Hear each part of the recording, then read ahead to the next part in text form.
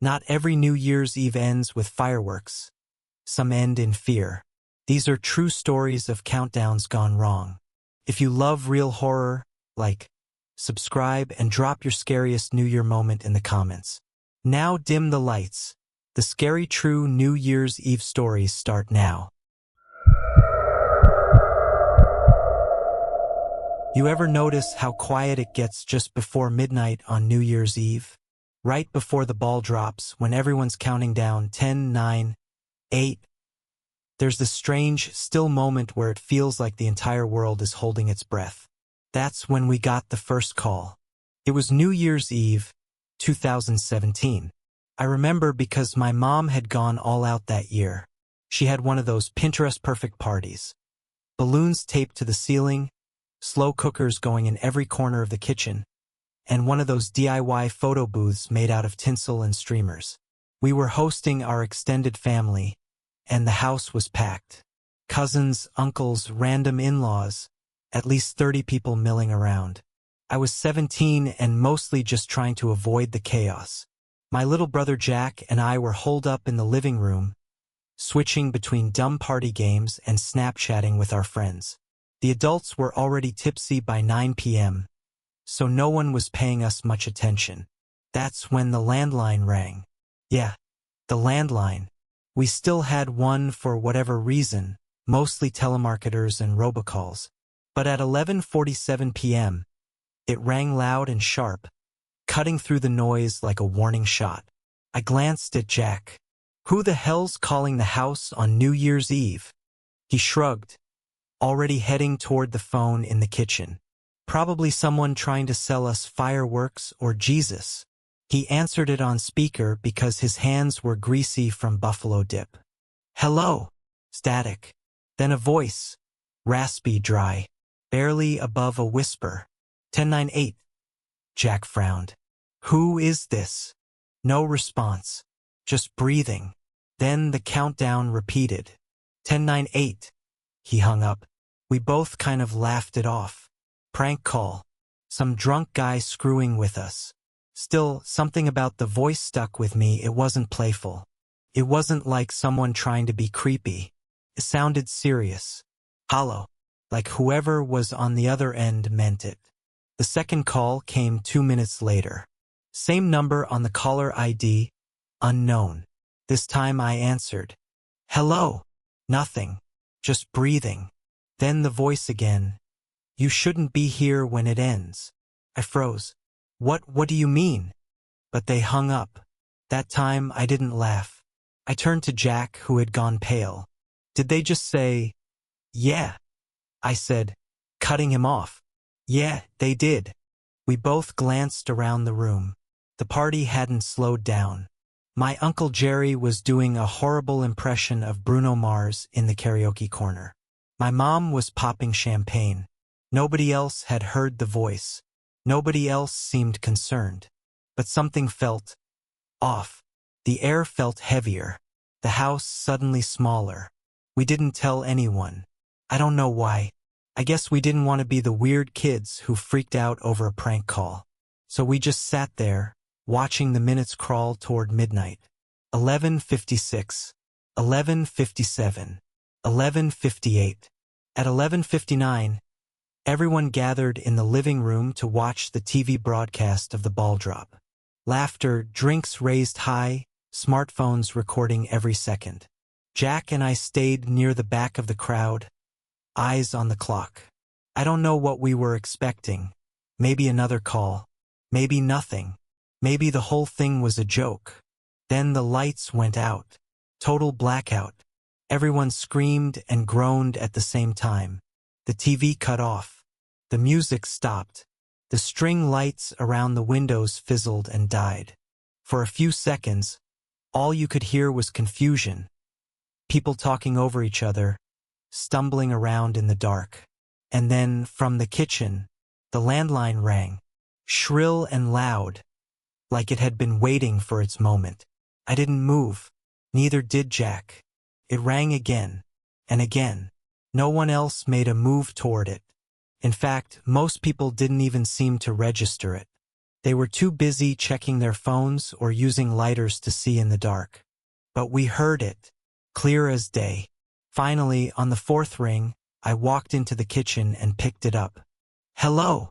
Silence. Then, 10 and 8. It was him. The same voice. The same countdown. But this time, the voice didn't stop at 8. Kept going. 7, 6, 5. I wanted to hang up. I wanted to slam the phone down and run back into the living room. But I didn't. For 3, 2. The lights came back on. The TV flickered to life. Confetti exploded across the screen. People cheered and clapped, toasting with plastic cups and shouting Happy New Year. But the voice in my ear whispered one final word. 1.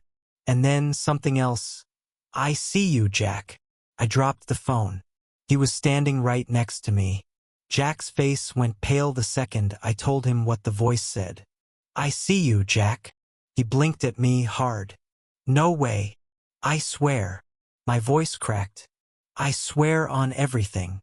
He didn't say anything, just looked around the room like he was seeing it for the first time. Everyone else had already moved on. They were hugging, clinking glasses, wiping lipstick off cheeks. To them, the blackout was just a weird blip. Power surge. Maybe a blown fuse from the cheap string lights. But to us, that phone call felt like a warning. Something had watched us count down. Something knew who Jack was. And something wanted us to know it was there. We didn't mention it to anyone. Not my mom, not the cousins, no one. We just stood there while the party around us roared on, watching the clock tick forward into the new year. 12:01, 12:05, 12:13. At 12:16 a.m., the landline rang again. I didn't answer it this time. Neither did Jack. But the ringing kept going. 6 times. 7, 8. Then it stopped. And a text came in on Jack's phone. No number. No contact name. Just a blank notification banner that lit up his lock screen. I watched him pick it up and look at it. He didn't even unlock the phone. He just read the preview and went totally stiff. What is it? I asked. He handed it to me with shaking fingers. The message read, You were supposed to leave. I opened the message, but the number field was empty. No contact ID. No message history. Just that one lone sentence. He tried calling the number back, but it rang once and dropped. When he went back to the message, it was gone. Vanished from his inbox completely. We were freaked out. That's an understatement. But we still didn't say anything. Looking back, I think we were afraid if we acknowledged it out loud, it would become real. Like the moment we said the words, something's wrong, we wouldn't be able to take them back. So instead, we kept going through the motions. Jack grabbed some sparkling cider and pretended to toast with the adults. I checked the front door and back door twice. The phone stayed silent. By 1:00 a.m., people were starting to head out. The snow outside had thickened, and some of the more cautious family members didn't want to risk staying too late. One by one, coats were pulled on, cheeks were kissed, and cars pulled away. That's when my grandma pulled me aside. Now, I need to explain something about my grandma. She's one of those people who feels things before they happen. I don't mean like she reads tarot or anything dramatic, but she's got that sixth sense. She's always known when someone's about to get sick, or when bad news is coming. Like she tunes into something the rest of us ignore. So when she grabbed my arm and whispered, "Don't let Jack go to bed yet," my heart dropped. Esther here. What? Why? She looked over at him. He was laughing with our uncle now, trying too hard to act normal. There's something on him, she said. Clinging. Just wait a while before he sleeps. And then she left. I couldn't stop thinking about what she said. Something on him. Like what? Presence? A spirit? I didn't believe in that stuff. Or at least I didn't used to. But that night felt different. The air felt wrong. Like time had shifted slightly sideways and we'd all just pretended it hadn't. At 1:48 a.m., we were the only ones left awake. The house was dark again, most of the party decorations drooping or falling to the floor. Jack and I sat on the couch, watching the muted glow of the television screen fade into sleep mode. He looked tired, too tired. I remembered what Grandma said. "Hey," I said, "let's stay up a little longer. Want to play a game or something?" He shrugged. "I guess." We ended up playing some dumb mobile game, both of us barely keeping our eyes open. But I forced myself to stay alert. I kept glancing at the clock. At 2:19 a.m., the house phone rang again. We both just stared at it from the living room. It was on the wall in the kitchen, just far enough away to be menacing in the dark. Neither of us moved. It rang 5 times, 6, then silence. A moment later, Jack's phone buzzed. He didn't check it. We both sat frozen as the screen lit up his face. I leaned over and looked. Another message. No contact. Just one sentence again. "He's already dreaming." I looked at Jack. He looked at me. We both looked at the phone on the wall. And then the static started. Not from the TV. From the landline. It was off the hook. The receiver dangled midair, swinging like someone had just ripped it off the base. But no one had touched it. The kitchen was empty. The cord twisted slowly, like it had been dropped a second ago. I stood up. "Jack, did you—" "I didn't touch it." We walked toward the kitchen together. The static was louder now. Popping, crackling, hissing like radio noise from another world. I reached out and picked up the receiver. And I swear, just before the sound cut out, I heard a voice, buried under the static, whispering, "It's too late now." The voice stopped the moment I touched the receiver. No more static, just dead silence on the other end. I held it to my ear for a few more seconds, like maybe I'd hear breathing, or that dry whisper again. But there was nothing. It was like the call had never happened. I slowly hung the phone back on the hook. Jack was just standing there, hands balled into fists at his sides. "You heard it too?" he asked. I nodded. It said, "It's too late now." Neither of us spoke for a long moment. The house felt cavernous now, too quiet, like the party had been a dream and we'd only just woken up. He finally broke the silence. "You think it's someone messing with us?" I wanted to say yes. I really did. I wanted to believe this was some weird prank. Maybe a cousin with a voice changer app, or a neighbor messing around with our landline for kicks. But then I thought of the message on Jack's phone. The voice knowing his name. The receiver swinging on its own. And what my grandma had said. "There's something on him." "I don't think this is a joke," I said quietly. "I think it's here for you." He swallowed hard and sat down at the kitchen table. His hands were trembling now. "I didn't do anything," he said. "I didn't invite anything. I haven't messed with Ouija boards or any of that crap." "I know," I said. "But something knows your name." Jack put his head in his hands and exhaled hard. "I don't want to go to sleep." The weird thing was I didn't want him to either. That message. "He's already dreaming," stuck with me. Like the countdown wasn't leading to midnight, but to sleep. Like the real danger wasn't the new year at all. But what came after? That's when the knocking started. Not at the front door. Not the back door either. It came from the hallway. 3 slow, deliberate knocks on the inside wall. We froze. Jack stood up, his chair scraping loud across the tile. He looked down the dark hallway toward the bedrooms. Another knock, this time on the door to the basement. We never used the basement. It was unfinished, musty, and mostly used for old holiday decorations and boxes of clothes. The kind of place you forget exists until something reminds you. Like a knock, another one, then 3 in a row. Knock, knock, knock, each louder than the last. I grabbed the drawer and yanked it open, looking for something, anything. Flashlight, knife, screwdriver. My fingers landed on the old cordless house phone we never used anymore. The kind with the little digital display. I turned it over, saw the battery was still good, and hit call log. Just one entry. Incoming call, 11:47 p.m. Number blocked, and right below that, incoming call, 11:58 p.m. Number blocked, and incoming call, 12:16 a.m. Number blocked more. 12:19, 12:41, 13, 1:48, 2:19. I counted them. 12 total. All between 11:47 and now. Each call came exactly 17 minutes apart.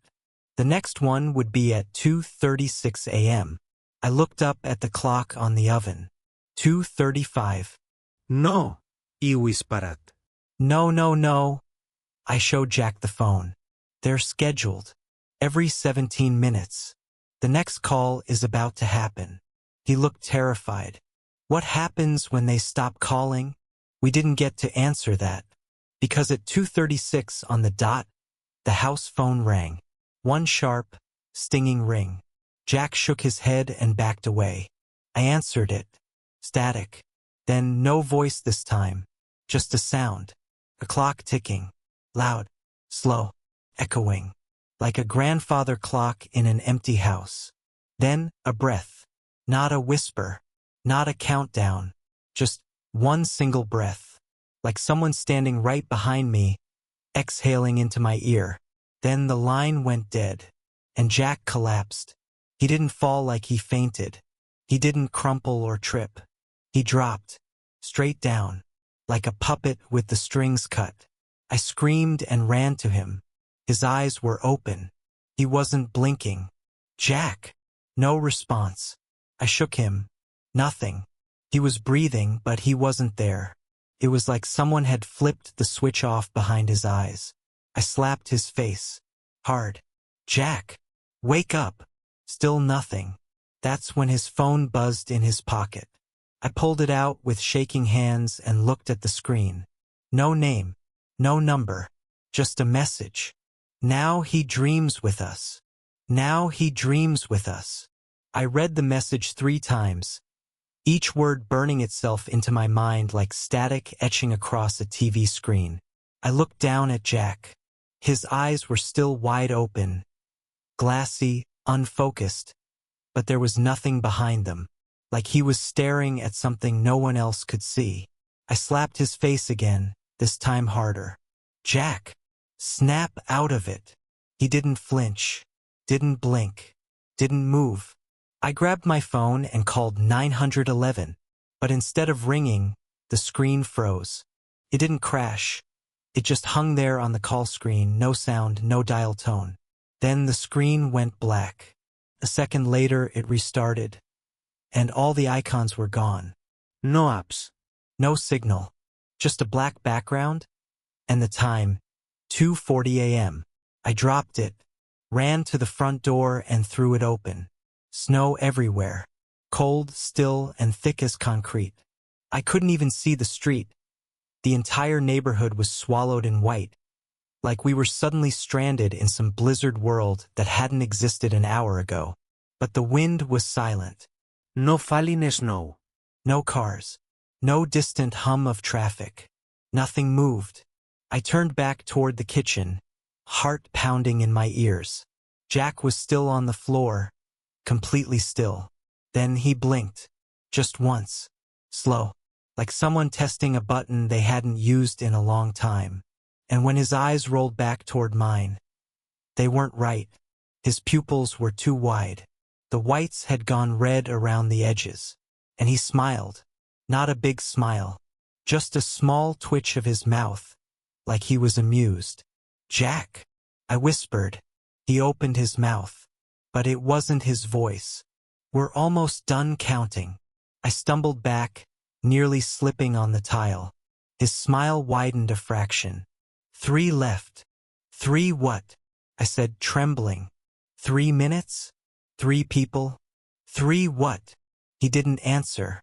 Just closed his eyes again. Collapsed like a doll once more.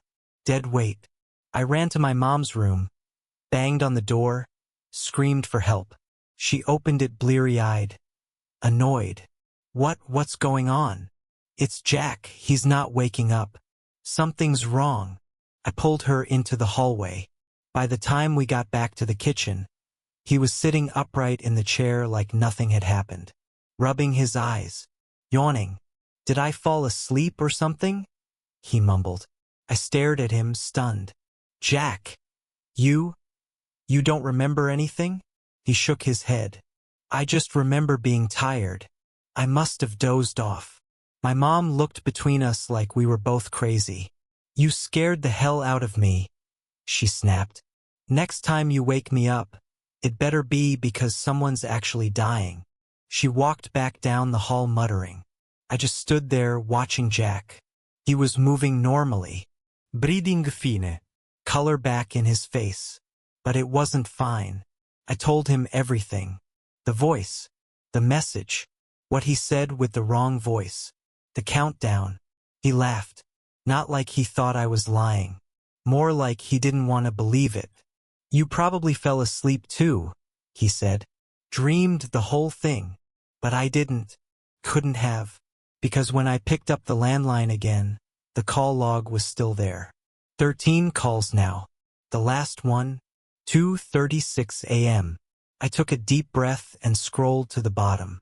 One more entry had been added, right below the rest. 2:53 a.m. Incoming. Blocked, but the phone hadn't rung. I hadn't answered. And that time, there was no missed call alert. Just the timestamp. And one word in the display's message field. 2. That's how I knew the countdown hadn't ended. It had just slowed down. The real countdown wasn't the party. Not the clock to midnight. It was something else. Something ticking beneath the surface. And if 2 was now, I didn't want to know what happened when it reached 0. 2:53 a.m. 2. I didn't sleep. Couldn't. I sat on the couch with every light in the house turned on. The cordless phone resting in my lap like a loaded weapon. Jack had gone to bed. Just like that. He said he was tired and didn't want to talk about the creepy stuff anymore. He didn't remember anything. Didn't want to remember. Part of me wanted to stop him, yell, drag him back into the living room and force him to stay awake. But another part of me thought, maybe it was over. Maybe the thing had finished whatever it came here to do. I kept watching the clock. 3:10 a.m. passed. Then 3:17. No call. No text. No sound from the basement. Maybe that 2 message meant we were on the second to last call? Or the second target? I didn't know. Every theory I came up with made my stomach turn worse. At 3:23, I finally let myself close my eyes. Not to sleep, just to rest them. Just for a second. That's when the TV turned on by itself. No remote. No touch. No sound. Just a white screen, bright, glowing static. The kind you don't see on modern TVs anymore. I sat up straight, heart hammering, breathing sharp. Then a word appeared in the static. One single word. 1. I backed away from the screen slowly, gripping the phone. Then the landline rang. I didn't want to answer. Every part of me screamed to unplug it, to run outside, to wake someone, anyone. But my hands moved on their own. I picked it up. This time the voice was clear. No static. No whispers. Just one voice. And it wasn't raspy anymore. It was Jack's voice. They're almost through, he said. Who? I whispered. Who's through? You brought them in. When you answered the first call, he replied. The countdown was never for the year. It was for the opening. What opening? Silence. Then, 0. The line went dead. The lights went out again. Every bulb. Every screen. Total blackout. And from upstairs, I heard Jack screaming. Not just yelling. Not sleep-talking. Screaming. Like something was ripping him apart. I bolted up the stairs 2 at a time, shouting his name. Jack! Jack! I slammed into his room, heart in my throat. He was sitting upright in bed, drenched in sweat, gasping for air. Eyes wide, mouth open, but not making a sound. I turned on my phone flashlight. That's when I saw it. Carved into the wall above his bed, etched deep into the drywall, was a perfect circle. Inside it, 10 numbers. A countdown spiral, jagged and raw like it had been scraped in with a knife. All the way down to the center, where the word 0 sat in the middle like an eye. Still wet, still bleeding. I looked back at Jack. He was staring at it. Then he looked at me and smiled. But it wasn't his smile. Not the crooked grin I knew. This one was wide. Too wide. And his voice came out low, in human, "Happy New Year." You ever hear of Red Pine Hollow? Probably not. It's one of those quiet, tucked away mountain towns you pass on a road trip and forget 10 minutes later. One gas station, 2 bars, and a dozen rental cabins scattered along the slope like crumbs. My friends and I booked one of them for New Year's Eve 2015. It was supposed to be one of those get-off-the-grid celebrations. No phones, no emails, no fireworks or drunk crowds. Just 4 friends, a freezing cabin, and enough beer and board games to carry us into the new year. That's all we wanted. That's not what we got. The cabin we stayed in was called Cabin 12, the furthest one up the slope, perched against the tree line like it had been pushed out of view on purpose. It was old, made of dark timber, with a metal chimney that leaned just a bit too far to the left, and windows that looked like they hadn't been cleaned since the 80s. But it had heat, running water, and a wood-burning fireplace. We weren't picky. It was me, my girlfriend Ray, her brother Milo, and our friend Danny. We drove up on the 30th, spent most of the 31st hiking and drinking cocoa, then prepped for a quiet New Year's Eve. We made dinner, lit the fire, and set up Cards Against Humanity in the living room. Snow had started falling around 8 p.m. Thick flakes, heavy, the kind that lands with weight. By 9:30, the road was already buried. By 10:00, we were completely snowed in. Guess we're stuck here till the new year, Ray joked, holding up a cider. Milo groaned. Great. No signal. No internet. No plow in sight. We're literally going to die playing board games. We laughed. We shouldn't have, because that was around the time we noticed something was off. Danny was the first to say it. She was facing the hallway, near the back of the cabin, and she just kind of went still mid-turn, like something caught her attention. What's wrong? I asked. She didn't answer right away. Then, was that smoke? We all froze. I turned, sniffed the air. Ray frowned. I don't smell anything. Neither do I said. Probably just the fireplace. But Danny stood up, walked toward the hallway. No, not from there. From back, near the bedrooms. Milo followed her.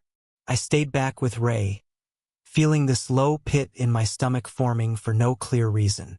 After a few seconds, Milo called out, "Nothing's burning. No smell. No heat. Nothing." They came back, and we all sat down again.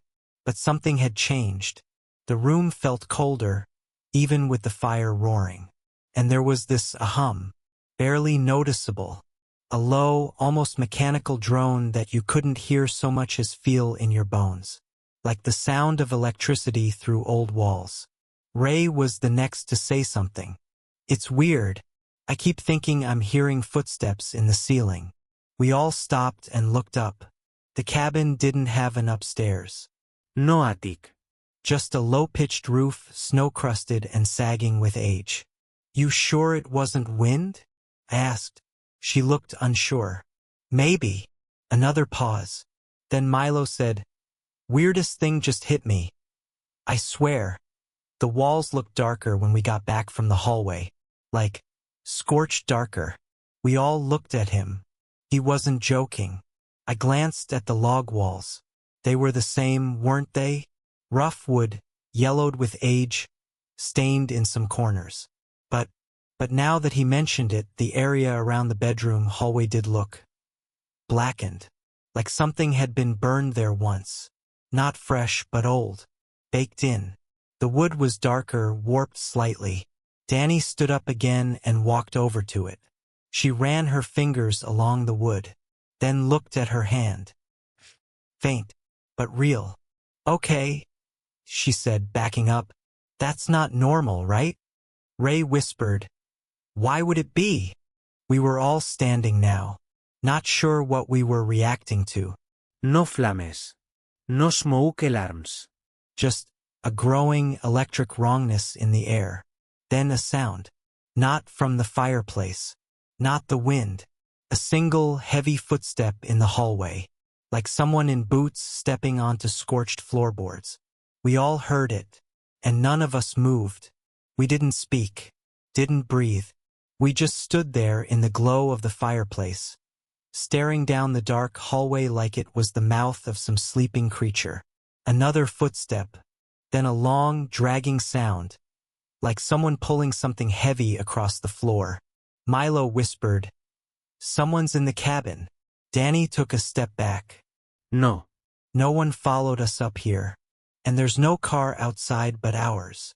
We don't know that, he shot back. We've been here all day. Anyone could have shown up in the storm. My brain was racing. The cabin didn't have an alarm. There was no cell reception. The front door was locked. But the back? The back might not have been.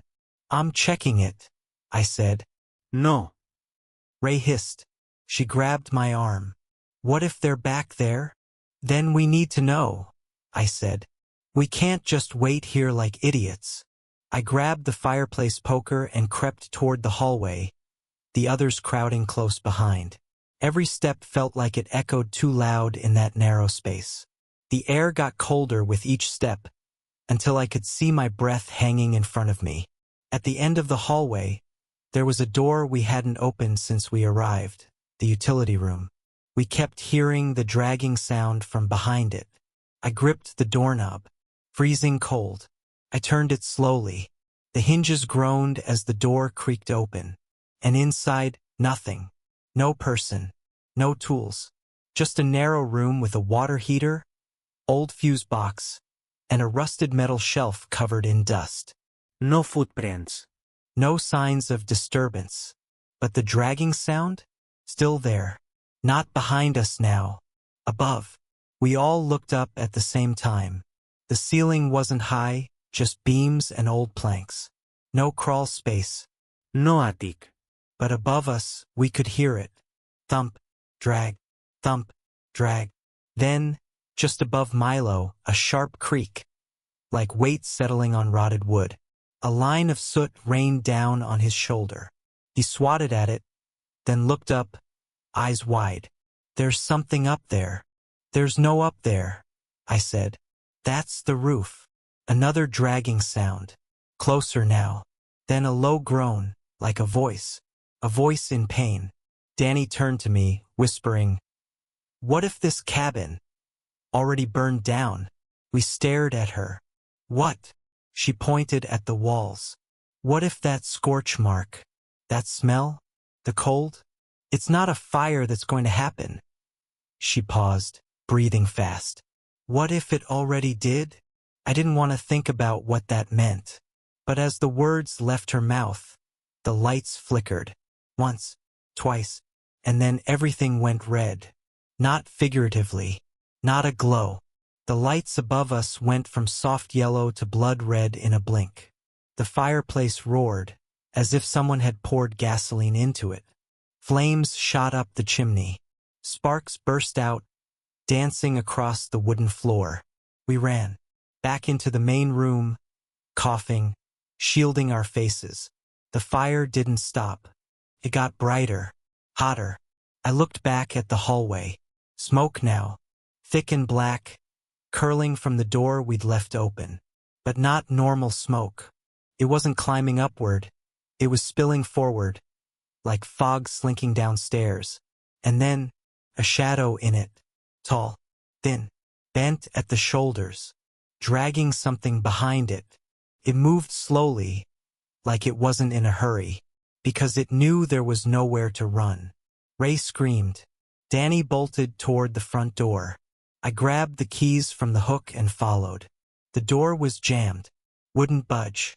Milo started kicking it. 3, 4, 5 kicks. Then boom, the glass shattered. He pushed through and collapsed into the snow. The rest of us poured out behind him, choking, coughing, stumbling away from the door.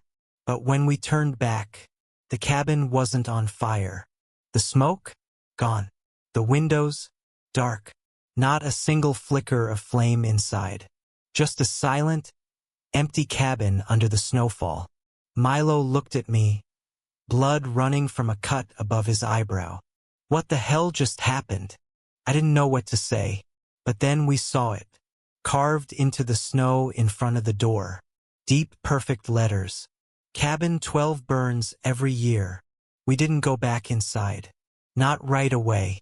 Not after seeing those words carved in the snow like a curse someone had etched with fingernails instead of tools. Cabin 12 burns every year. Milo was shaking, bleeding from his temple, standing barefoot in the snow like he didn't feel it. Ray had wrapped her arms around herself, eyes fixed on the cabin as if expecting it to suddenly explode. Danny just kept muttering, "No, no, no," over and over like a mantra. I tried to think logically. Had we hallucinated it? Had there been some kind of gas leak? A carbon monoxide poisoning dream? But deep down, I knew better. Because when I checked my phone, still useless with no bars, there was a single notification glowing across the lock screen. A calendar alert. Fire begins 11:48 p.m. Fire ends 12:06 a.m. The time now? 10:59 p.m. We had less than an hour. "Get in the car," I told them. "We're leaving. Now." Danny blinked. "But the roads. I don't care if we have to slide all the way down this damn mountain. I'm not staying here until midnight." We piled into the SUV. The snow was thick but not impossible. We had all-wheel drive, and if we started now, we could make it to the ranger station a few miles down the slope before that timestamp hit. I floored it in reverse, wheels spinning, tires groaning. The cabin disappeared behind us in the mirror. No fire, no figure, just snow. We didn't speak as I drove, just stared at the road, the way the headlights carved weak tunnels through the storm. Milo finally broke the silence. "You saw it too, right?" he asked. "The writing." We all nodded. "Do you think it's a warning? Or a schedule?" That chilled me more than the cold. A schedule. Like it wasn't a message for us, but a note to itself. A reminder. A ritual. A curse that always completes itself on time. The snow started getting heavier. By the time we reached the halfway point, visibility dropped to nearly nothing. I eased my foot off the gas, heart hammering. The road twisted here, tight switchbacks along a steep edge. We'd driven it in daylight, no problem. But now, "Slow down," Ray whispered. "I am," I said. And that's when the lights cut out. Not the cars. The mountains. All of it. Total blackout. The moon vanished. The sky vanished. It was like someone turned off the world outside the windshield. We came to a stop. And in that perfect darkness, we saw it again. Cabin 12. Standing just ahead. Right in the middle of the road. Not possible. But there it was. Smoke curling from the chimney. One front light glowing warm yellow. Danny screamed. Milo kicked open the back door and threw up into the snow. I just stared, shaking. The road had looped. Or the mountain had. Or something didn't want us to leave. "Back up," Ray yelled. I did. But when I hit the gas and reversed 20 feet, it was still there. Cabin 12. Right behind us now. Like it had been waiting. I shifted to drive, gunned it forward again, swerving around the phantom structure. 30 seconds later, it was in front of us again. And this time, the door was open. A fire burned in the hearth. and silhouetted in the window was the same figure from before. Tall, hunched, unmoving. We weren't driving anymore. We were circling it, caught in its orbit like some dying planet spiraling into flame. "We can't leave," Danny whispered. "No," Ray said. "It won't let us leave." We sat there in stunned silence, until quietly, Milo said, "I think it already happened." We turned to him. He was staring out the window, not blinking. Maybe we didn't make it out. Maybe that fire we saw, it already killed us. Maybe we're just reliving the last loop. Danny slapped the back of his seat. "Shut up. Don't say that." He turned to her, dead calm. "Then why are we still here? Why does the road lead back? Why can't we wake up?" And that's when we all heard it again. From behind us. From inside the car. The sound of fire. Not crackling from outside. From inside. We turned slowly together. And behind the third row seat, a curl of black smoke began to rise. Smoke, real, black, suffocating, filled the back of the car. We scrambled out, gasping, coughing, tripping over ourselves in the knee-deep snow. No flames. No fuel. No reason. But the smoke kept coming, rolling out the rear hatch like something alive. I turned back to the car just in time to see it. A handprint on the inside of the glass, pressed from within. Long fingers, too long, burned into the condensation. Then the rear window shattered. We ran. Didn't think. Didn't look back. Just ran into the trees off the road, through the snowdrifts into the forest. The cold hit us like knives. The wind screamed through the trees. Branches clawed at our faces. But it was better than that thing in the car. We didn't stop until we collapsed behind a fallen log 1/2 mile from the road. Barely able to breathe. Hands bleeding. Faces numb. Danny was sobbing. Ray was rocking. Milo was just staring at the sky, muttering something over and over. "What's he saying?" I asked. Ray leaned in close. She looked back at me, horrified. "He's counting down." I knelt beside him. 5, 4, 3, he whispered. "Milo, stop." He looked right at me, eyes red, skin pale. 2. Then he smiled and whispered, "We never left the fire." He collapsed, out cold. We shook him, screamed at him.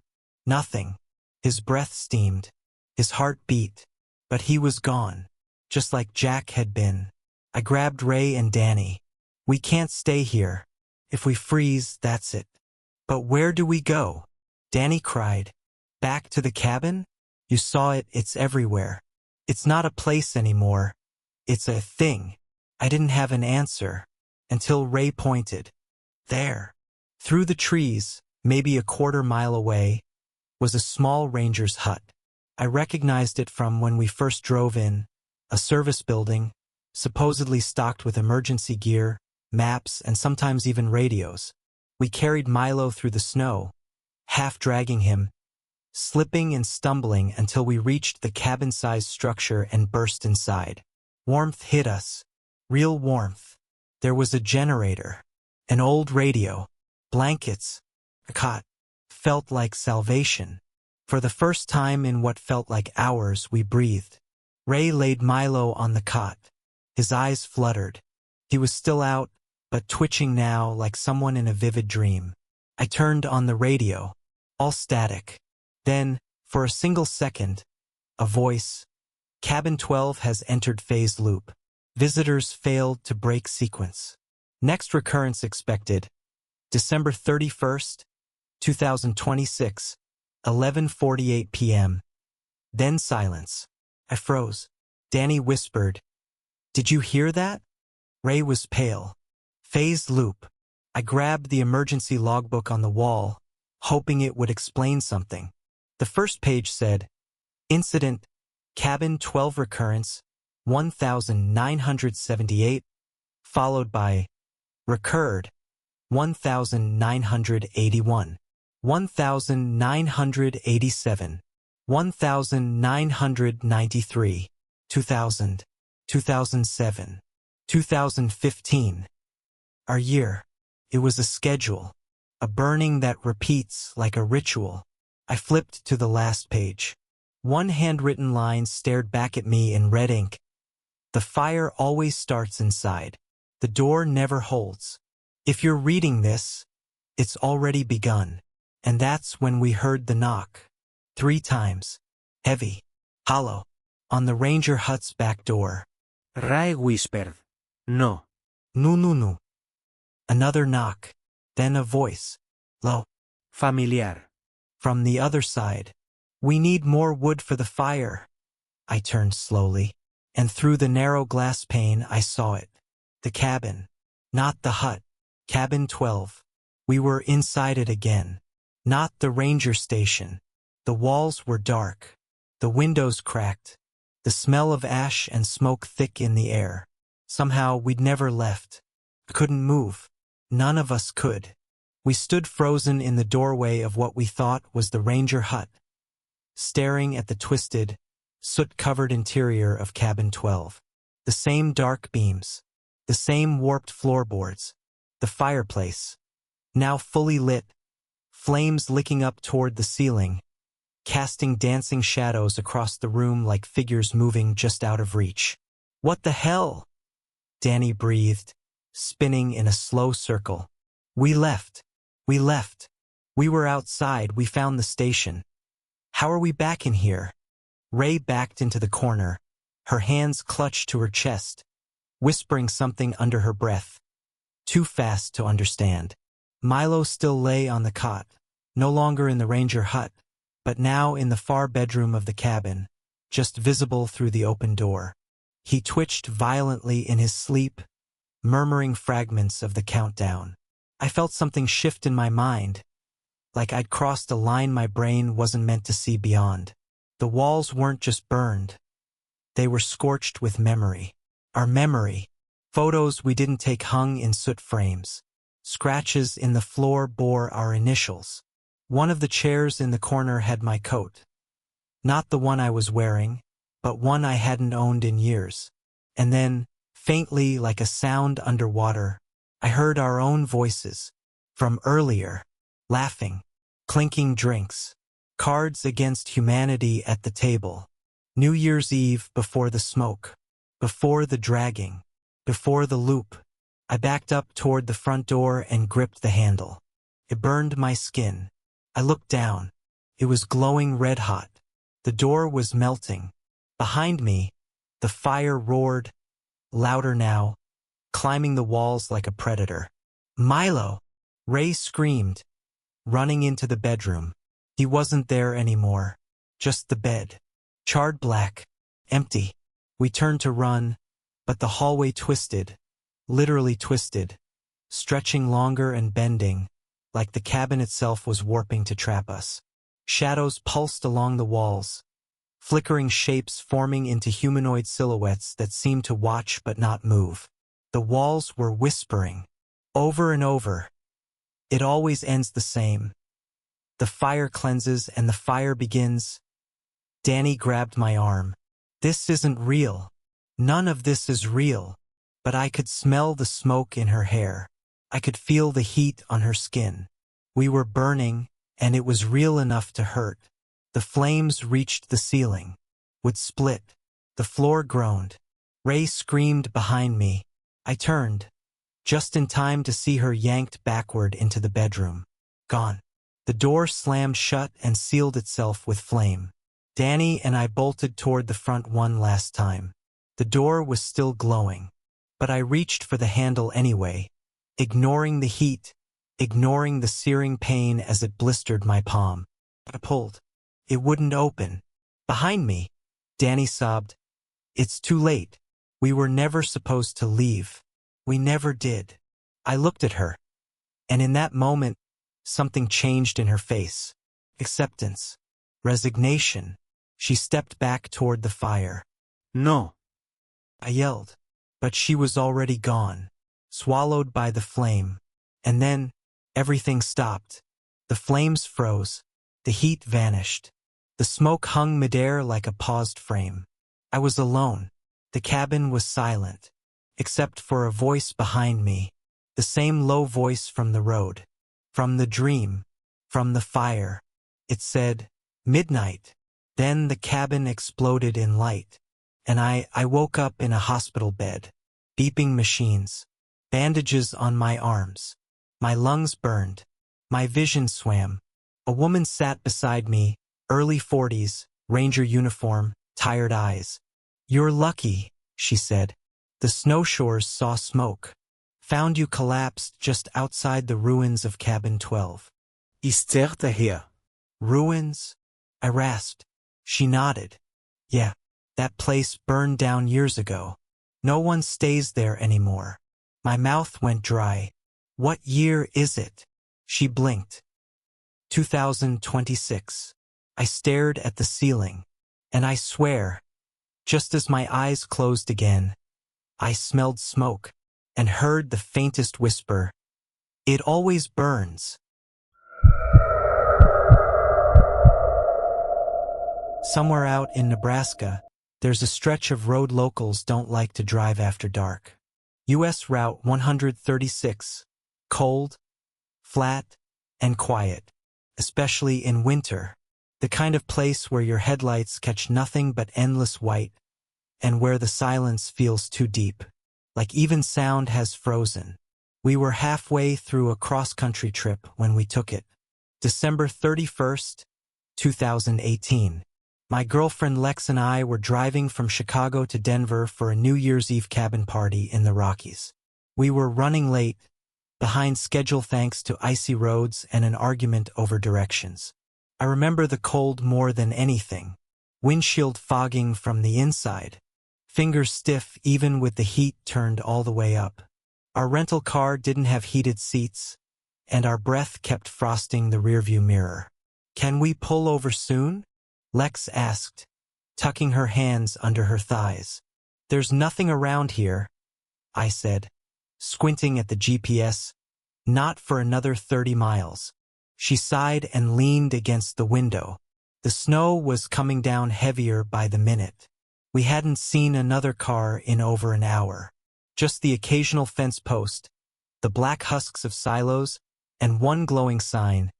Next gas, 32 miles. It was nearly 11:00 p.m. Lex put on a playlist to keep us both from zoning out. Soft folk music, haunting and slow. Not festive, not cheerful, just lonely. That's when we saw him, the man on the side of the road, standing perfectly still, facing the highway, like he'd been waiting there for hours. No flashlight. No code. Just a faded button-down and jeans, his arms hanging limp at his sides. I slowed the car as we passed. "Did you see that?" I asked. Lex turned. "Yeah. Is he hitchhiking?" "Not like any hitchhiker I've ever seen." She twisted around in her seat to look back. "He didn't have a bag. No sign. Nothing. He wasn't even looking at us," I said. "Just staring down the road." I eased off the gas. I don't know why. Instinct, maybe. Or something deeper. Lex frowned. "What are you doing?" "I don't know." I looked at the mirror again. He was still there, but closer now. "Wait," I said, blinking. She leaned toward the glass. "Did he move?" I shook my head. "I don't know. I didn't see him walk." The road was flat. No trees. No cover. He couldn't have gotten closer. But he had. I turned the car around. "Are you serious?" Lex asked, alarm creeping into her voice. "We can't just leave someone out here," I said. "He'll freeze." As we circled back, the headlights hit the man again, and he raised a hand. Not waving, just lifting it, as if acknowledging we'd returned. I stopped the car about 20 feet from him. We sat in silence for a few seconds. Then I lowered the window. "You okay?" I called. He didn't answer right away, just stared at me. Then, finally, "Clock's running low." His voice was dry, distant, like it had been blown in by the wind. Lex leaned forward. What? He took a step closer. Thought I had more time, he said. I opened my door and stepped out, keeping one hand near my pocket just in case. You need help? We can take you to the next town. Another step. Closer now. He wasn't shivering. Not red-faced. Not frostbitten. Just wrong. Unmoving eyes. Blank skin. Like something wearing a human face. Lex hissed from the car. Get back in. I don't like this. But I didn't move. Something about him, there was something familiar in his eyes. Not like I knew him, but like he knew me.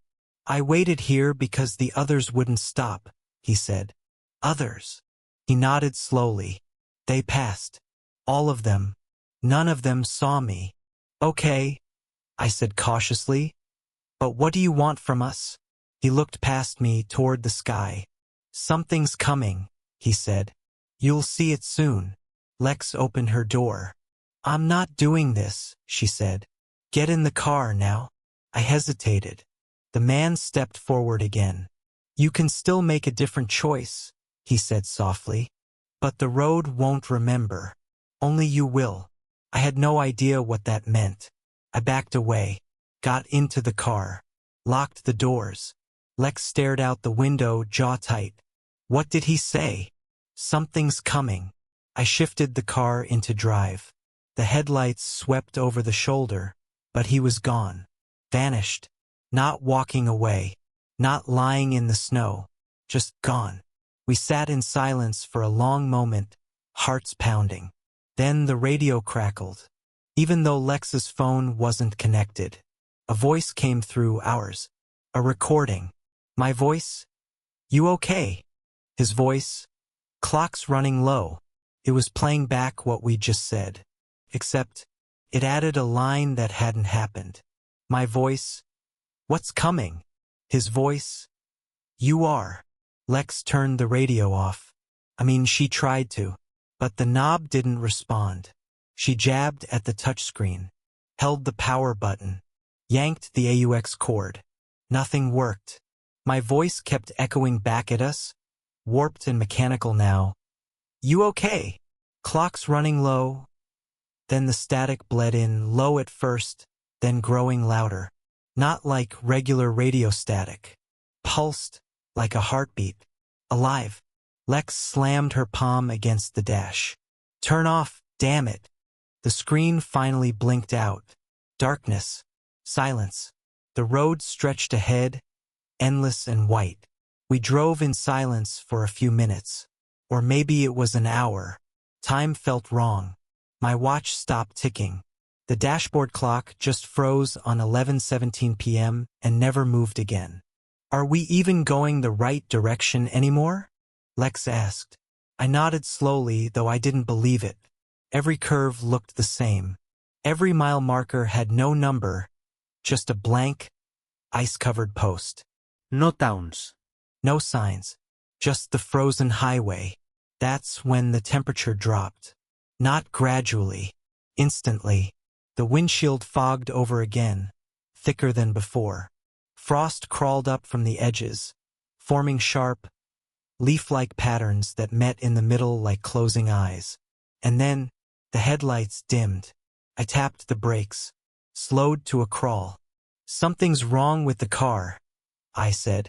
Lex pulled her coat tighter. Why is it so cold? I rolled down my window just a crack to let some of the fog escape, and my breath caught. There were footprints in the snow ahead. Bare feet, just one set, stretching forward down the center of the highway for as far as we could see. He's walking, Lex whispered. He's still out here. No, I said. He's leading. We kept driving. Slowly now, tires crunching over snow. The prints didn't veer off. They didn't stop. They led us, mile after mile, until we saw it. A car, pulled over to the shoulder. Hazard lights blinking barely. One was smashed. We slowed to a stop behind it. Same make and model as ours. Same color. Same license plate. Lex was the first to say it. That's our car. I opened my door. The cold hit like a wave. Walked forward, step by step, until I reached the driver's side window. Frost covered the inside, but I could still see through. 2 people, frozen in place. A man and a woman. Me and Lex, her mouth slightly open. My hands still on the wheel. Both of us coated in frost. Faces pale, unmoving. It wasn't a mirror. It was real. Lex screamed. I stumbled backward, slipped in the snow, and hit the ground hard. Lex was standing now, staring at our frozen doubles. "What the hell is this?" she cried. I crawled back to my feet, grabbed her by the arm, and pulled her away. We ran to our car, the warm one, the one that still had heat, still had life, and jumped in. I slammed it into drive and tore back onto the road. Didn't care where we were going. Didn't care what we passed. We just had to move. Had to get away.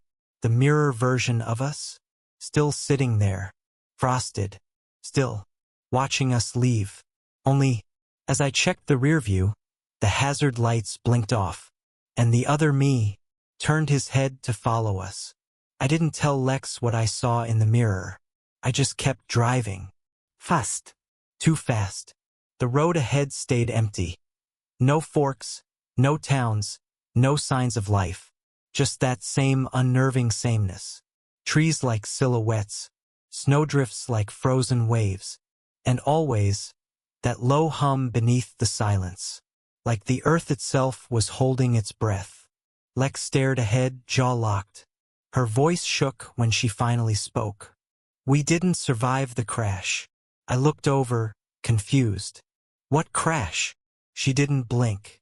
"This, all of this, that's our car. That's us. Frozen. Maybe we lost control in the storm. Maybe we hit something. But that's the end. And this?" She waved a hand at the road. "This is what happens next."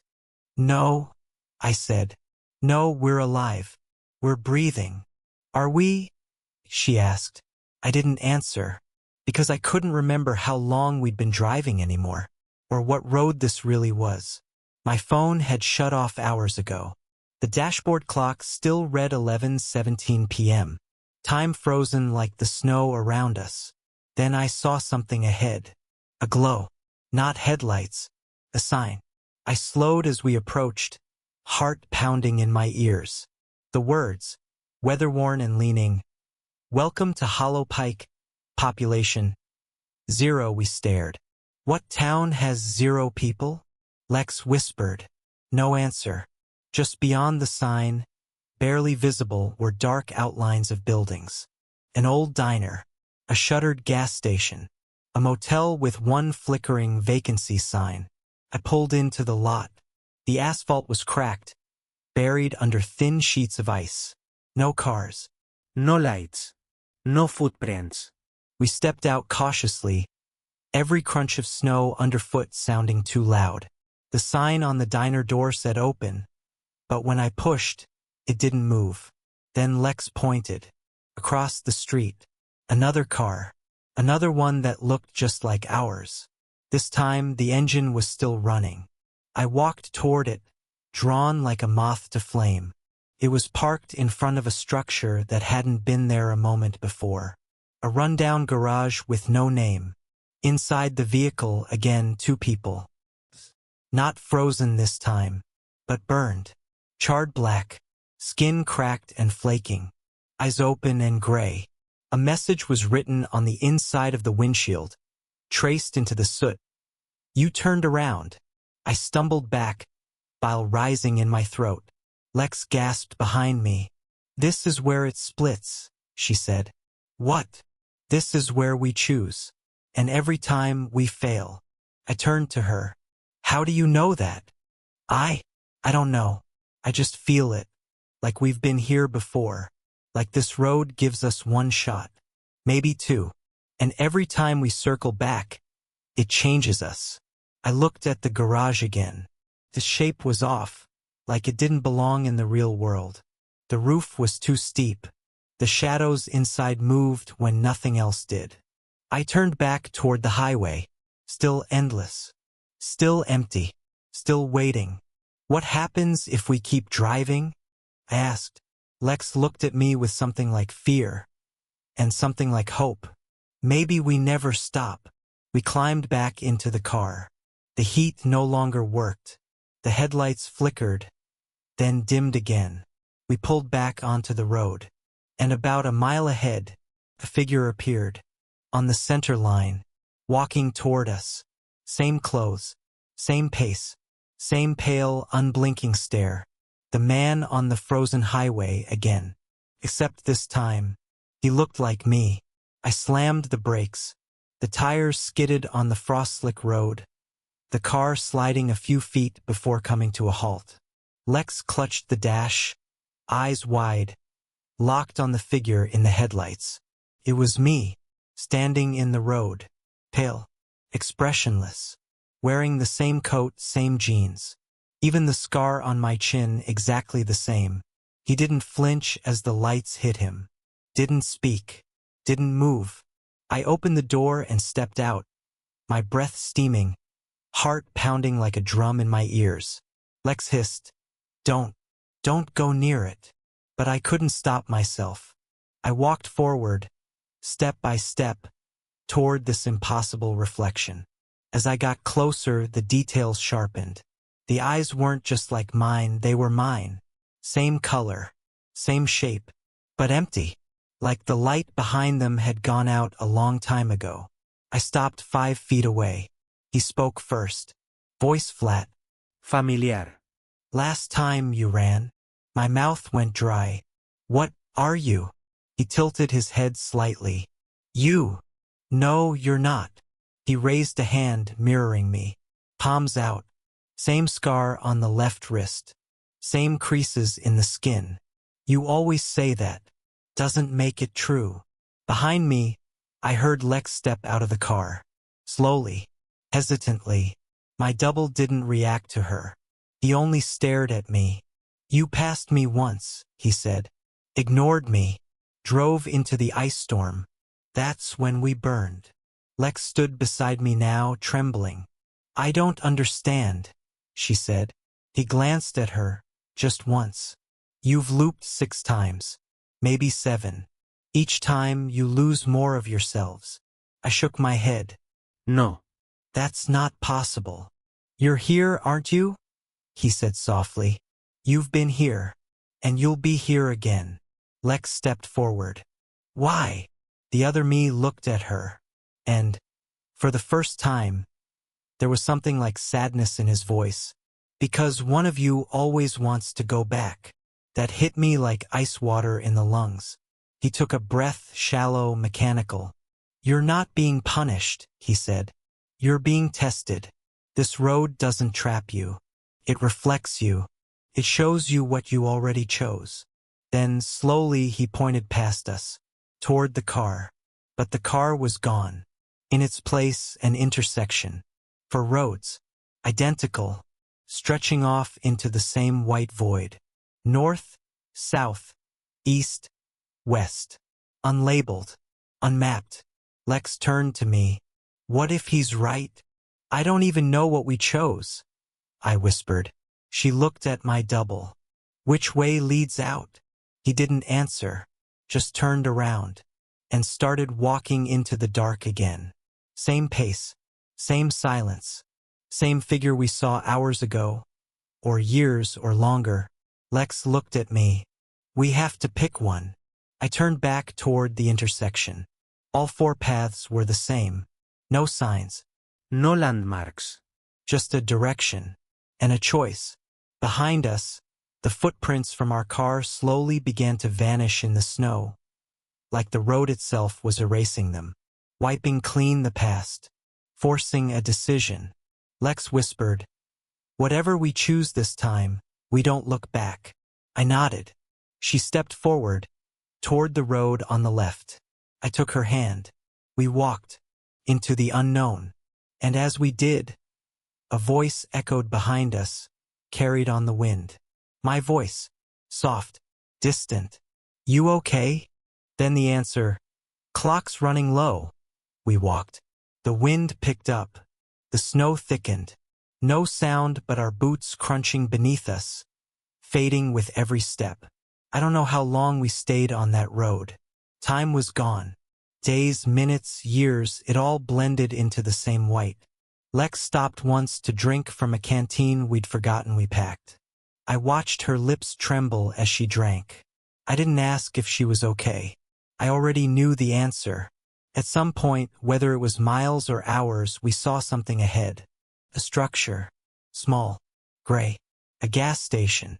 The lights above the pumps flickered weakly, like they were trying to remember how to shine. We approached cautiously, our bodies stiff from cold, from silence. Inside, the place was empty. No clerk. No customers. Just a single table in the back with 2 cups of coffee. Still warm. Steam curling lazily into the air. Lex stared at them. "We've been here before." "I think so," I said. She reached for one of the cups, hand trembling. Underneath it, something scratched into the table surface. I leaned closer. Familiar words, etched with something sharp. "Choose again." We didn't sit. We didn't drink. We turned. Walked back outside. The sun had begun to rise. Or maybe it was setting. Hard to tell anymore. The clouds above were turning a soft purple. The wind easing just slightly. And on the edge of the lot, a car waited.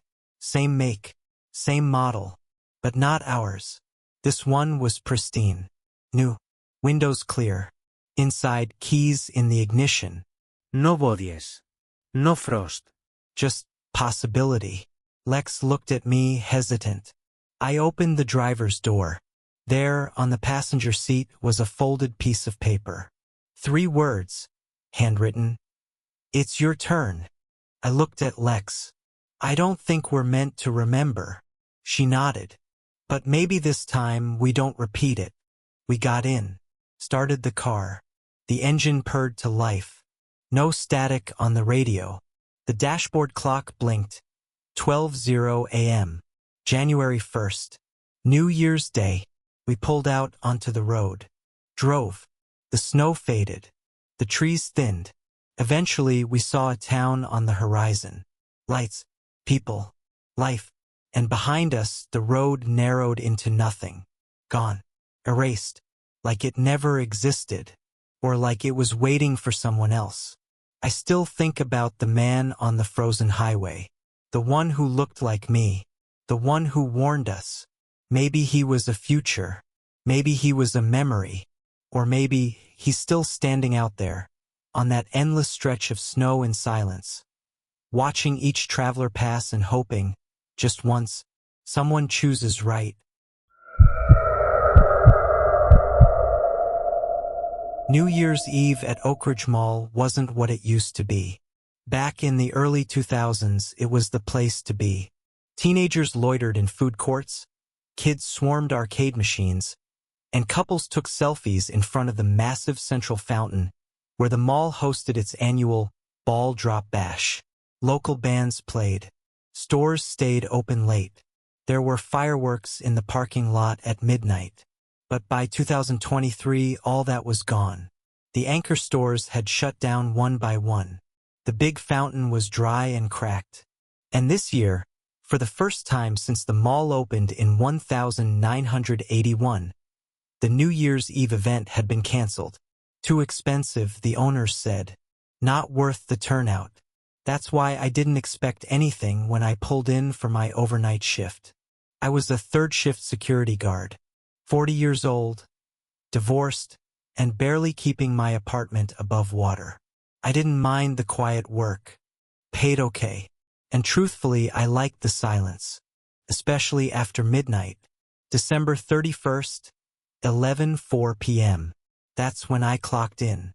The parking lot was half-lit, mostly empty, salt streaks glistening across the blacktop. Snow dusted the edges of curbs. My breath came in clouds as I stepped inside through the South Service corridor. The mall was dead. No music, no chatter, Just the low hum of old fluorescent lights and the soft echo of my boots on the tile. Perfect. I did my usual loop, north wing, food court, second floor, maintenance hall. All clear. The janitor, Manny, had left early. Said he wanted to start the year with tequila and no regrets. Lucky him. I sat in the main security office by 11:37, feet up, sipping coffee from a cracked thermos. The camera feeds buzzed quietly across the wall of screens. Then something caught my eye. Feed C7. Party City. The store had been shuttered for 2 years. Lights off. Empty shelves. The window displays still showed Halloween decor from the last holiday season they were open. But on the feed something moved. At first I thought it was a glitch, a flicker. But no, the motion was inside the store.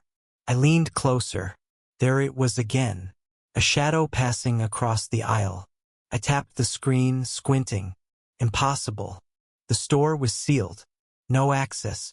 The rolling gate was padlocked. I'd walked past it myself less than 20 minutes ago. Still, I grabbed my flashlight and headed out. The mall felt different now. The air heavier, warmer somehow, like walking into a room someone just left. I reached the storefront. Everything looked normal, dark, still, locked. I shined the flashlight through the gate. Nothing. Empty shelves. Dusty peg hooks. A few leftover streamers still dangling from a top rack. But then music. Faint. Distant. I froze. It was the kind of tinny, muffled pop you hear through old speakers. A New Year's Eve playlist. Musical note, Don't Stop Believin'. No source. No nearby radio. Just sound leaking from the cracks of a store that was supposed to be abandoned. I backed up a step. The song cut off, and was replaced by a sound that turned my blood to ice. Cheering. Dozens of voices, muffled by walls, but loud enough to hear clearly. Shouting, clapping, whistling, applause. Then a countdown. 10, 9. I stepped forward again, peering between the slats. The store was lit now. Flashing strobes, glitter, confetti, and people, shapes moving inside. Dozens of them, dancing, laughing, all dressed in old formal wear. Suits, dresses from another era, like a party frozen in time. 8, 7. I fumbled with my radio. Dispatch, this is Oak Ridge Security. I don't know what I've got. Feed C7 is showing movement inside Party City. Requesting backup. No response. Just static. 6, 5. I turned back to the store. The lights were off again. No sound. No people. Just my own reflection in the gate. Breathing hard. Alone. Then my radio crackled. A voice I didn't recognize whispered, "It's almost midnight, Danny. You're late."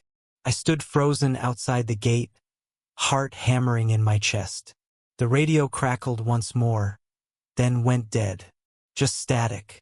I tried again. "Base, do you copy? Anyone? Come in." Nothing. I glanced back at the storefront. Still dark.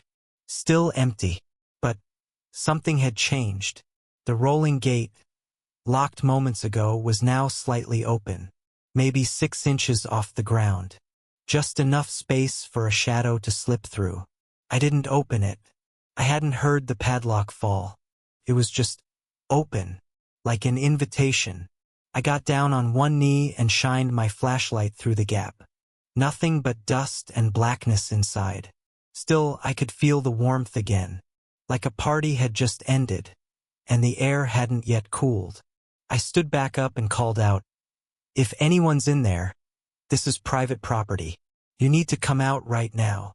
No answer, but something clinked inside, like glass, or a champagne flute falling over. Then music again. Different song this time. Musical note, it's the final countdown. Louder than before, thumping through the walls. Drums, synths, cheers in the background. And suddenly I could see the light again, flickering from inside. gold and white strobes bouncing off the ceiling tiles. I knew I should walk away. I knew I should call the police or go back to the security office and lock the doors until morning. But something pulled me forward. Not curiosity, not fear. Something familiar. I crouched, pushed the gate up, and slipped inside. The smell hit me first.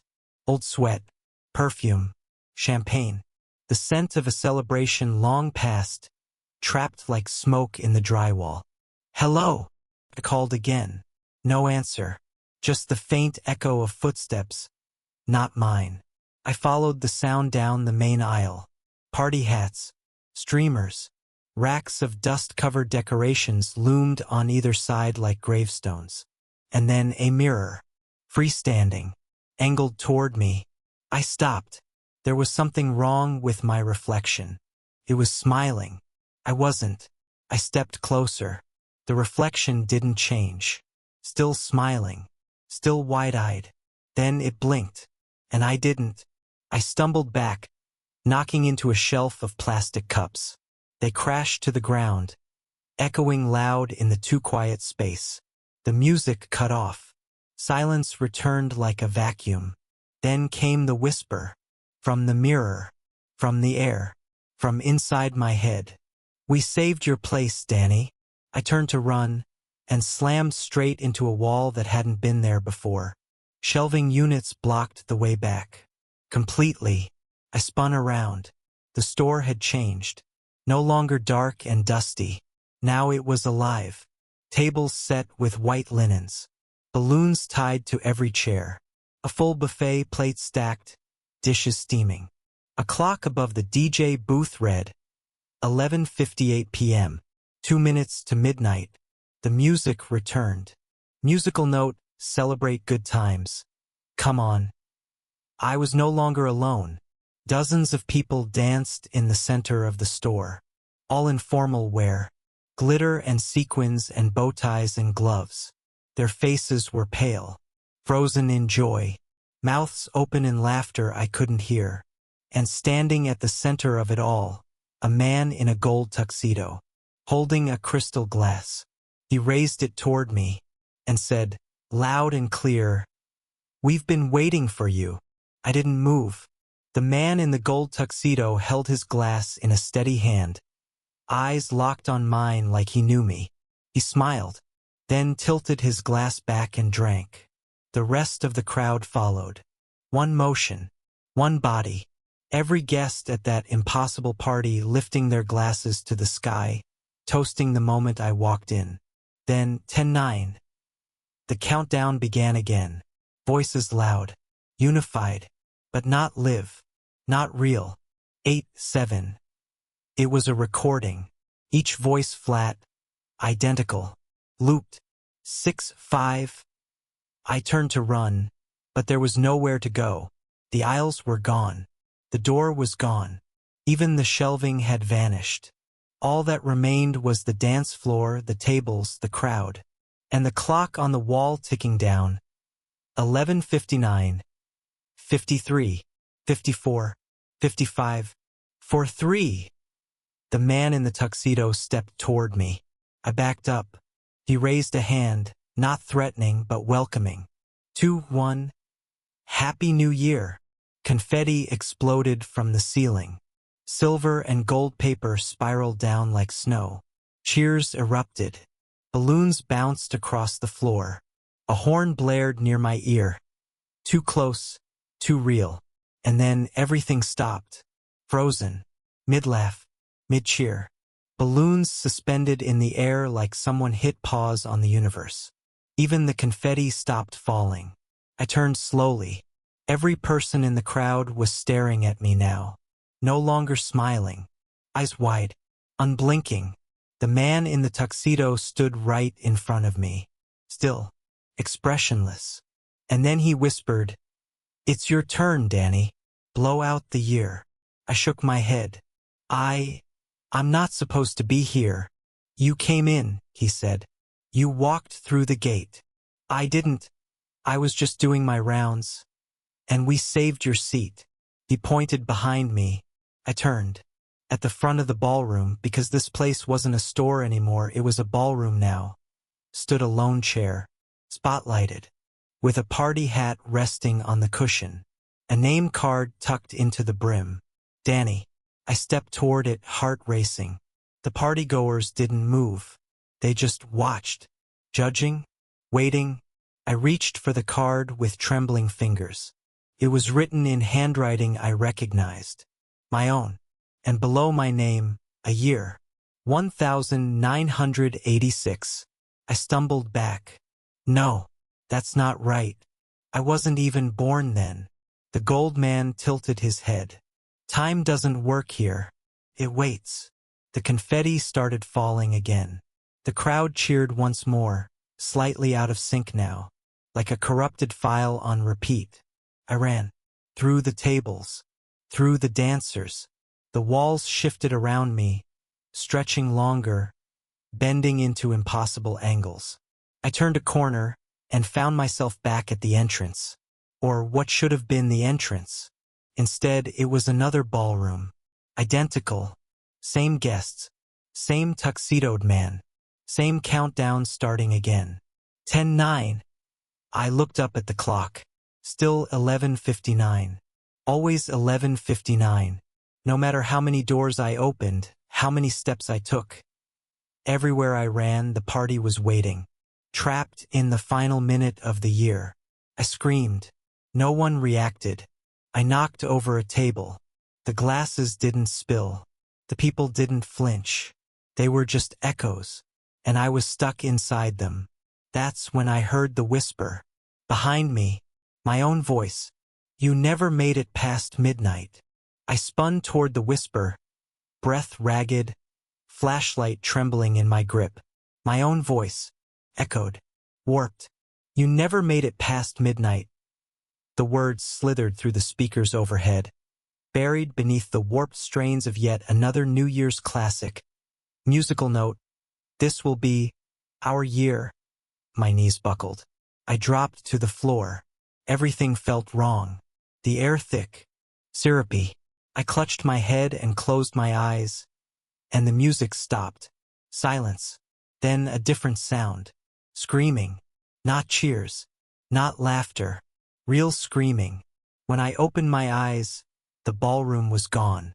The walls were cracked, burned, blackened. Smoke curled from the ceiling panels. Charred decorations fluttered like ash. The tiled floor beneath me had melted in places, warped by heat. I stood.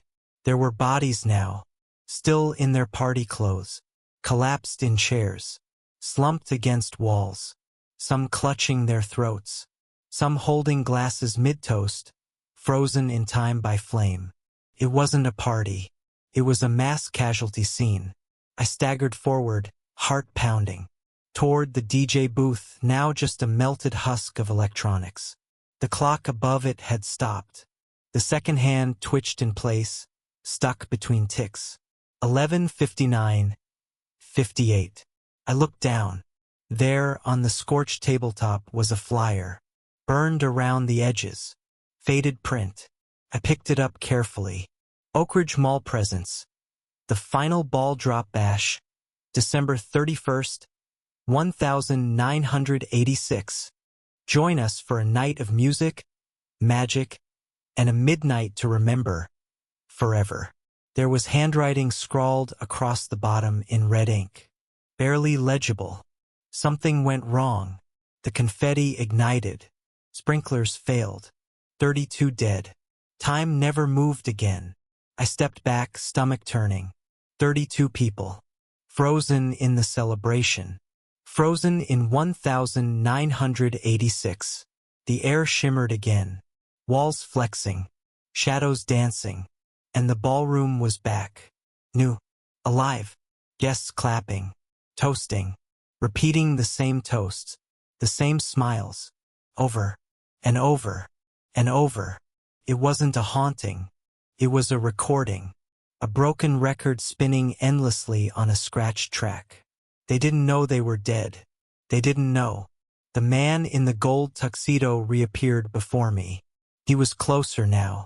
His eyes weren't eyes anymore. just mirrors. I saw my own face in them, drawn, terrified, smoke-stained. "You were here," he said. "No," I whispered. "I wasn't even born. You've always been here." My legs faltered.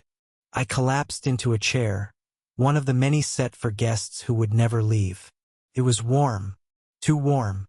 The name card in front of me read, Danny, 1986. I shoved the table back, panic surging again. "Why me?" The man only smiled. "You stayed too long." "What does that mean?" "You walked into the final minute." And then screams again. Flames surged from the walls. The guests turned, melting, burning, glass exploding in their hands. The confetti caught fire midair, covered my face, but the heat never touched me. Instead, everything blinked, like a faulty slideshow, and I was back in the mall, outside the storefront. Party City, closed, dark, normal. I stood alone in the corridor, sweating, heart pounding. The gate was locked. No music, no people, just silence. Then my radio crackled to life. Manny's voice. "Hey Danny, you clocking yet? Happy almost New Year, man. Don't get lost in that haunted-ass Party City again." Yeah. I stood there in the corridor, frozen. The mall was quiet again. Dead quiet. My radio hissed with a final puff of static, then went silent. No more screams, no countdowns, no music, just the endless fluorescent hum above my head and the slow, steady echo of my heartbeat in my ears. I checked my watch. 12:03 a.m. January 1st. New Year's Day. I had made it past midnight. Hadn't I? I walked back to the security office, hands still shaking around my flashlight. Every hallway looked normal, every storefront dim and sealed, but it all felt wrong, like the air was thinner now, like I was walking through the shell of something that had already ended. I reached the office, shut the door behind me, and sat heavily in the cracked leather chair. My coffee was still warm. The camera feeds still flickered on the wall. C7 Party City. Dark. Empty. Still. I watched it for 10 minutes. Nothing moved. Until something did. A flicker in the top right corner. At first I thought it was the lens. Then the figure stepped forward into full view. The man in the gold tuxedo, standing in the exact center of the store. No party. No music. Just him. Staring at the camera. Right at me. I leaned in, squinting. He raised his hand. And waved. I blinked. He was gone. I rewound the feed. Frame by frame. There. 1 second. Then vanished. I saved the footage. I emailed it to myself. I even printed a still frame just to prove it was real. But by morning, the file was gone. Corrupted. The printout? Blank. Just a sheet of paper with faint heat smudges near the top. Manny showed up at 7:04 sharp, sipping from a gas station coffee and whistling some old tune. "Quiet night?" he asked. I almost told him, but I didn't. I nodded. Yeah, quiet. I clocked out, got into my car, and sat there for a long time, watching the sunrise push weak orange light over the mall's roof. Then I noticed something in my rearview mirror, something that hadn't been there before. Party hat, sitting on my back seat. Gold and silver, dusty. A name card clipped to the band. Danny 1986. I didn't touch it, didn't speak, just turned the key and drove. I don't work at Oak Ridge anymore. Haven't set foot in a mall since. But every year on New Year's Eve, I check my mirror a few minutes before midnight. And sometimes, when the clock hits 11:59, I hear it again. Musical note, celebrate good times. And a voice behind me whispering, "Your seat's still waiting, Danny."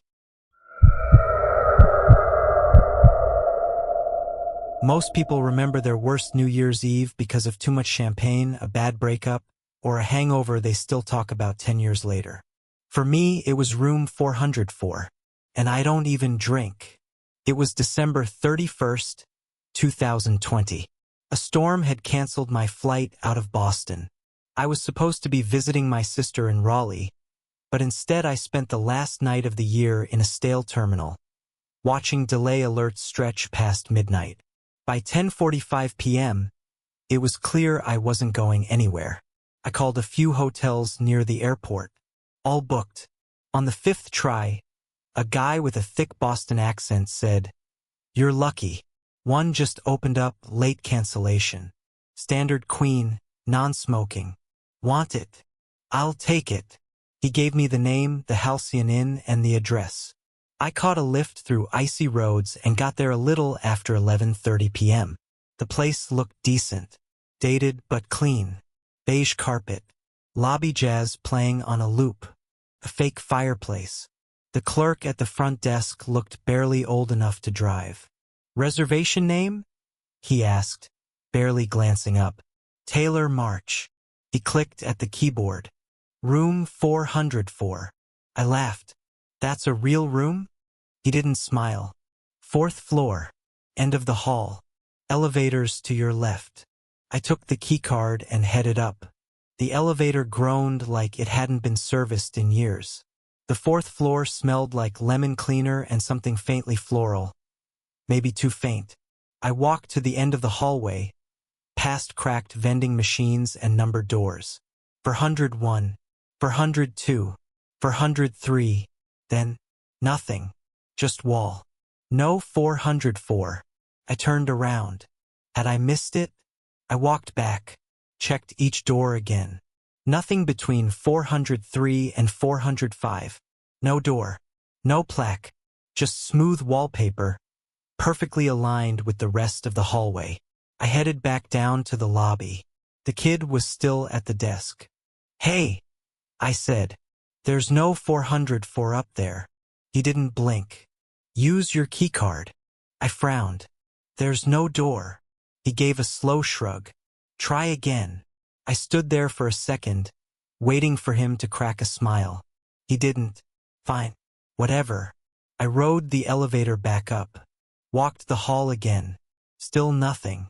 But then I saw it. The wallpaper had a slight seam barely visible. Like a panel. A break in the wall where there shouldn't be one. I slid the card through the air, unsure what I was doing. And with a click, the wall shifted. Not much. Just a few inches. Enough to reveal a hidden handle. My breath caught. I pulled. A door opened inward. No hinges. No noise. Room 404. Inside, it was colder than the hallway. Dim. Clean but not new. The decor was older, pale yellow wallpaper, an analog clock, and a TV with a built-in VCR. The bed was neatly made, the corners tucked military tight. No welcome folder. No remote. Just a desk, a chair, and a bedside lamp. I stepped in. The door shut behind me with a soft hiss. Not a slam. A seal. And the clock on the nightstand read 11:59 p.m. The clock ticked once. 11:59 p.m. Then nothing. No second hand. No movement. I stared at it for a full 30 seconds. Nothing changed. The digital numbers on the microwave across the room? 11:59. My phone? 11:59. I pulled it out, tapped the screen. No signal.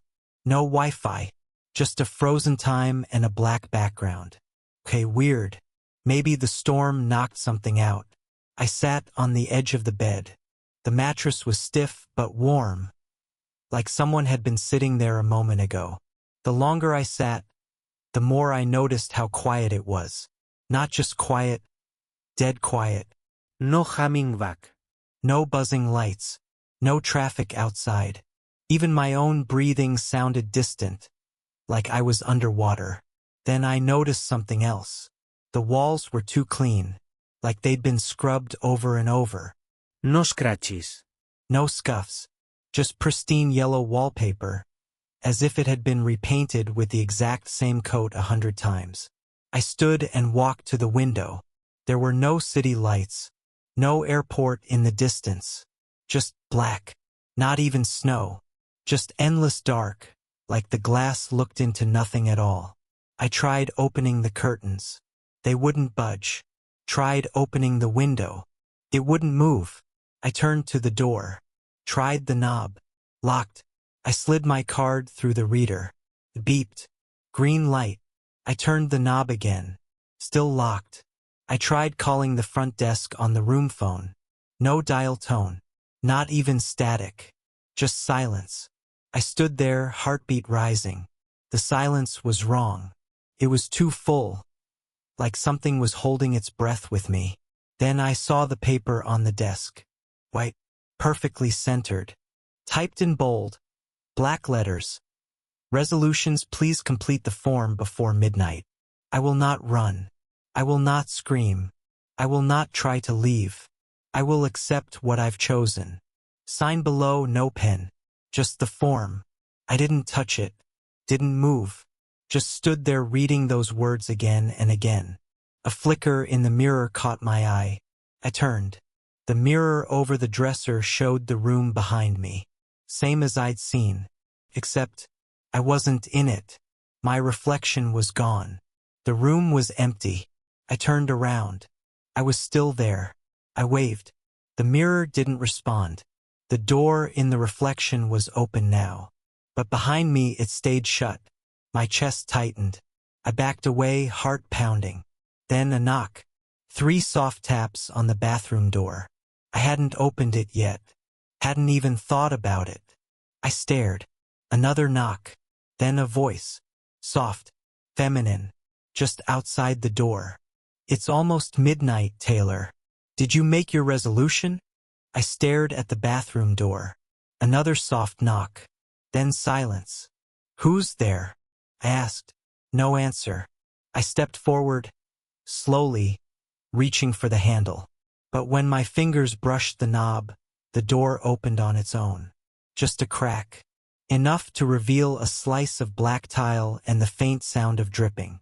Drip, drip, drip. I pushed it open the rest of the way. The light flickered on overhead. The bathroom was clean. White tile, spotless mirror, folded towels. Nothing unusual, except for the bathtub. It was full, but not with water. The tub was filled with ash. Fine gray powder, smooth and undisturbed. At the edge of the tub sat a champagne glass. Empty. Beside it, etched into the porcelain lip of the tub with fingernail marks, was a name, T. March. I backed away. My legs hit the bed and I sat hard. The paper on the desk was gone. In its place now was a different document. A guest book, open to a page with my name. Already signed. I hadn't signed anything. Below my name, written in smaller print, Room 404, occupied, until resolved.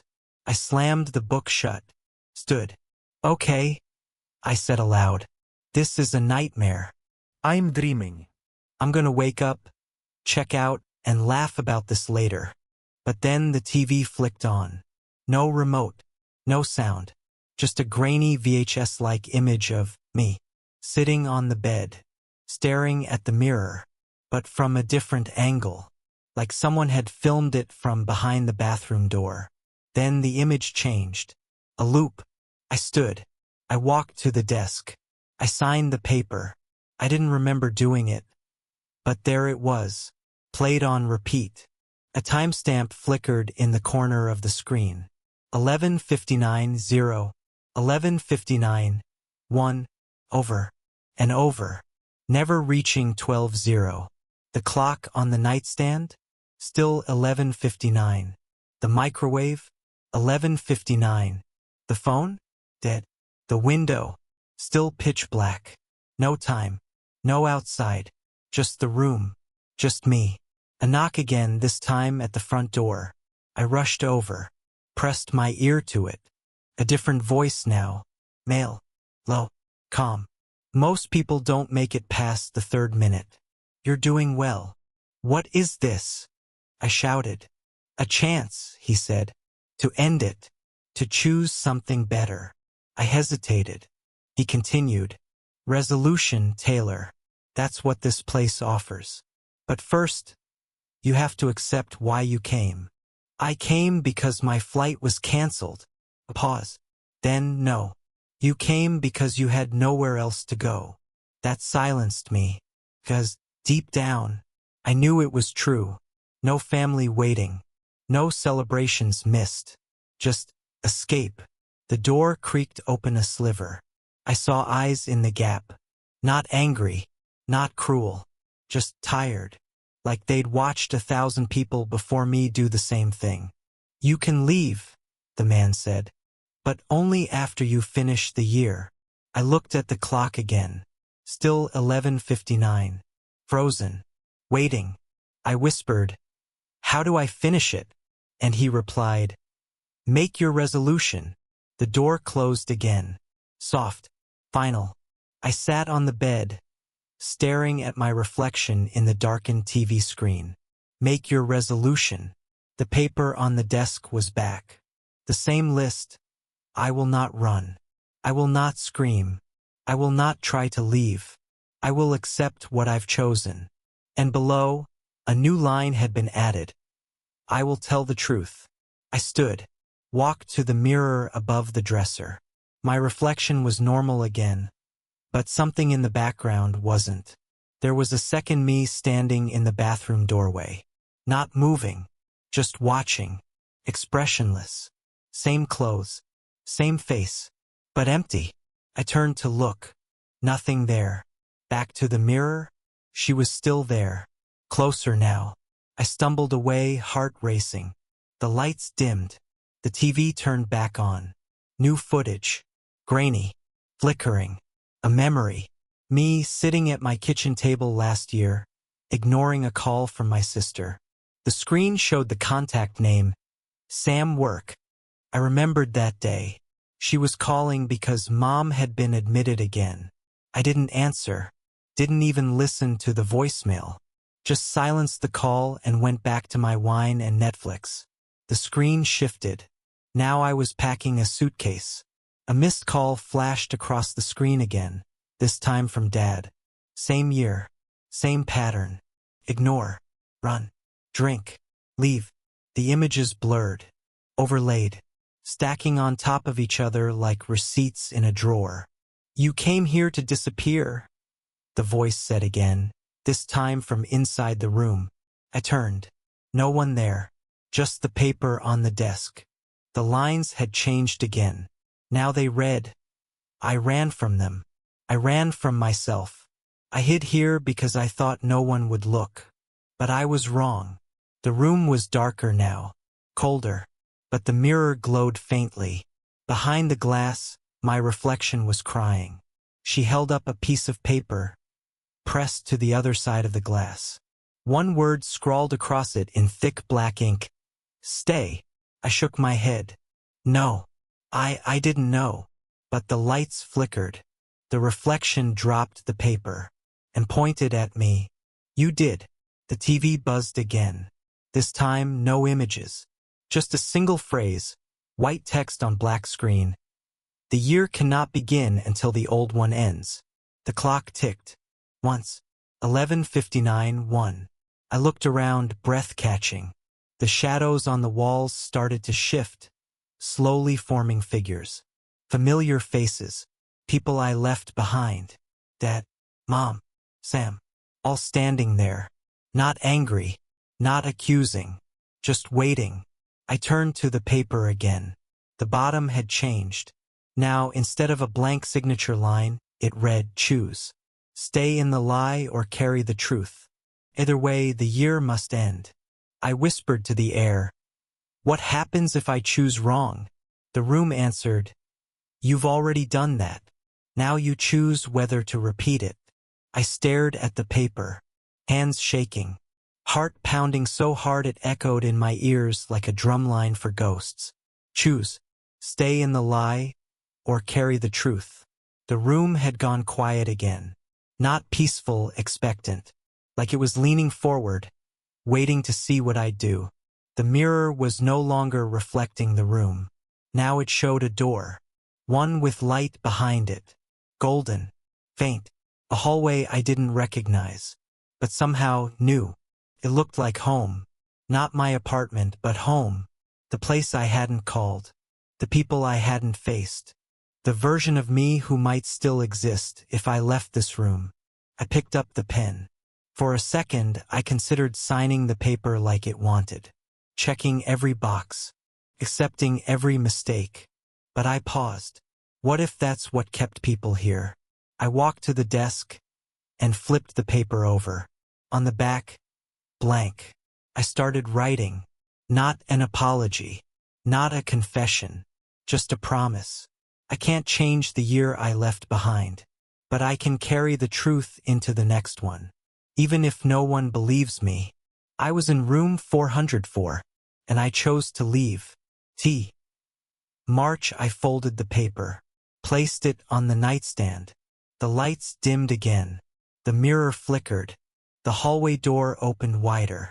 Warmth spilled through, and behind me the voice spoke one last time. Resolution accepted. The room began to dissolve. The walls peeled away like smoke. The air shimmered. I closed my eyes and stepped through. I woke up in the airport terminal. Same clothes, same suitcase, same weather alert flashing on the overhead screen. Except now it read, New Year's Day, January 1st, 7:08 a.m. A janitor pushed a mop past me like I wasn't there. My phone buzzed in my pocket. It had signal again. Voicemail from Sam. Hey Tay, Happy New Year. Call me. Okay. I stared at the screen, then hit call back. She answered on the second ring. You all right? She asked. I smiled. I think I am.